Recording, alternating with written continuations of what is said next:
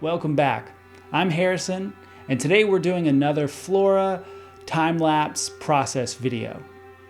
This one was extra interesting because the shape of the flower was pretty simple, very straightforward, and acted almost as a single unit as opposed to a flower with multiple elements happening with it. So it happened pretty fast, but it allowed me to hop straight into a high level of detailing early on in the process. So if you like what you see, let's go ahead and hop into the process video. Okay, starting out, I am laying down the rough shapes as I always do. But for this piece, again, the shapes were so simple, triangle, square, then circle, that it took literal seconds to go from rough shapes into, hey, what do you know? We've got a flower.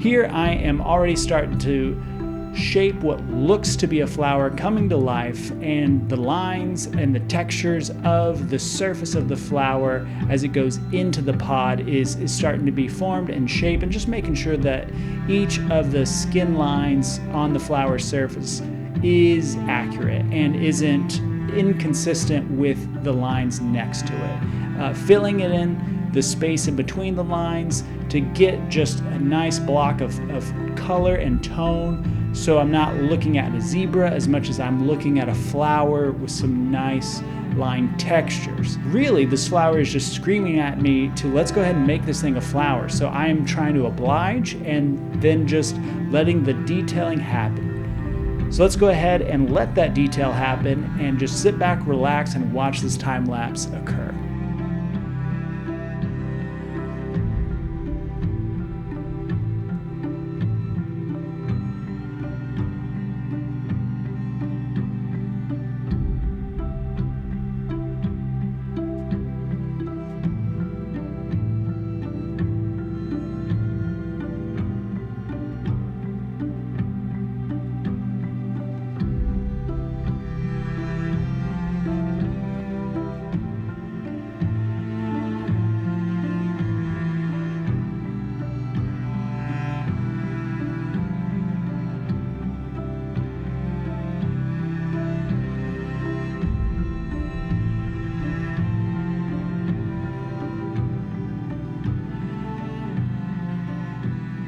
So at this phase in the illustration, I've gotten pretty far in the detailing and laying out the illustration. There was really no middle phase of detailing for this piece. Usually when I'm doing pieces like this, I am laying out the rough shapes, taking my time, structurally just getting a rough look of the flower laid out, and then moving on to more of a middle phase level of detailing, and then more micro detailing and doing some polishing up at the end. With this piece, there's almost no middle phase detailing, and it's almost all of that finished polish level of detailing after getting the rough shapes figured out, which happened faster than it normally does. So at this phase, it could be done, but I just kind of enjoyed what I was doing. The shape was pretty simple, it wasn't very complicated, so I just went ahead and spent as much time as I possibly could laying out all the details until I felt it was just perfect, really. I don't always do that with every piece, but for this one, I felt like I had a little extra time, so I took a few steps further than I might otherwise take my flower illustrations before moving on to the line art.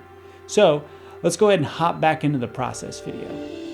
So at this point in the process, I am starting to introduce those minor contrasts that are occurring underneath the folds at the top of the flower and also in between the lines on the surface. Really just trying to create some sort of foreground with this flower as you reach to the top of it and it blooms open, and letting the base of the flower be the receding into the mid-ground, if you will. So really just going across, cleaning up some of my lines that were left over from doing the rough shaping, and doing some micro push and pull around the surface of the flower.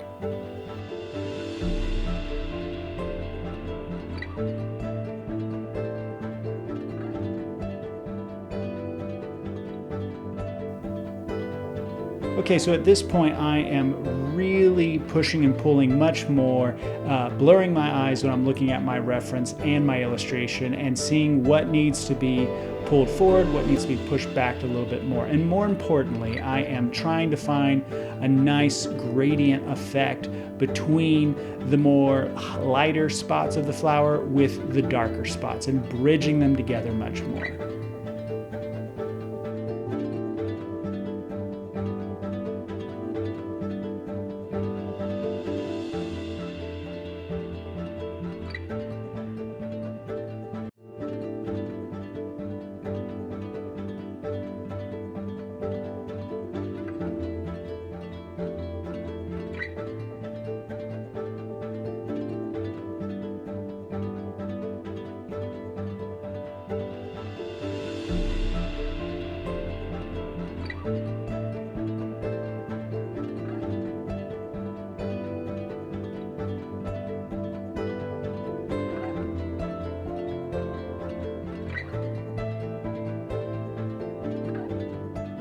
So I really like where this piece is at the moment. It's pretty much done, and I like that I was able to take it a few steps further than I normally do with pieces like this, and as a result, the surface of the flower kind of feels like it has this velvety texture, this velvety feel, at least to me it does. I think in the soft differences between where the lines are or aren't, there's this nice push and pull of a velvety texture on the surface of the flower that I think really comes from, one, the species of the flower looking the way it looks, but then also the amount of time, the extra time I spent in doing the detailing for this piece. In the next phase, I'm about to start working on introducing the lines overlaid on top of the flower, and with this piece it's extra interesting because there's not so much of a difference in tone or color between the lines and the flower itself, so I think there's a very interesting relationship between these two elements that is a little unique to this piece as opposed to the other pieces I've done. So let's go ahead and hop back into the process video and start introducing some of these lines to the artwork. Okay, so right now I am starting to lay out my lines. I'm really just picking my color and seeing what I like. I end up going with something that is a lot softer, softer in the vein that it is essentially the same color as the color I used in the flower illustration, just a few numbers higher on the tonal value scale than the flower itself. So it brings the lines much forward, but still is a nice push and pull with the flower by not being so much of a contrast.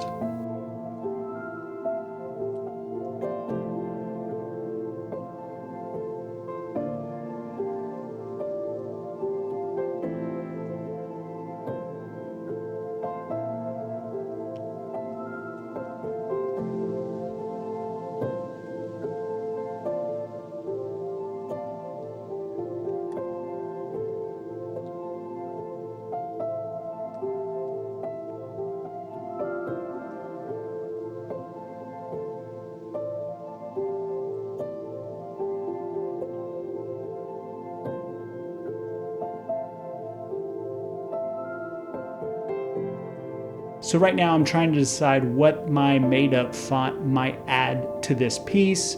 I start experimenting with having them all on the left side and then maybe bringing them over to the right side to see how this plays with my lines and the flower itself.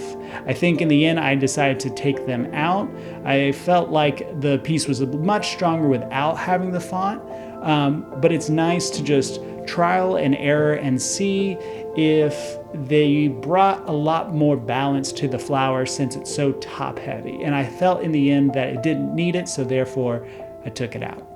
So I'm pretty happy with the way that this piece turned out. The relationship between the lines and the flower, again, is quite unique, and I really think it's interesting how much more these lines are connected to one another than what I usually do for this kind of aesthetic. So thanks for watching, and I will see you in the next video.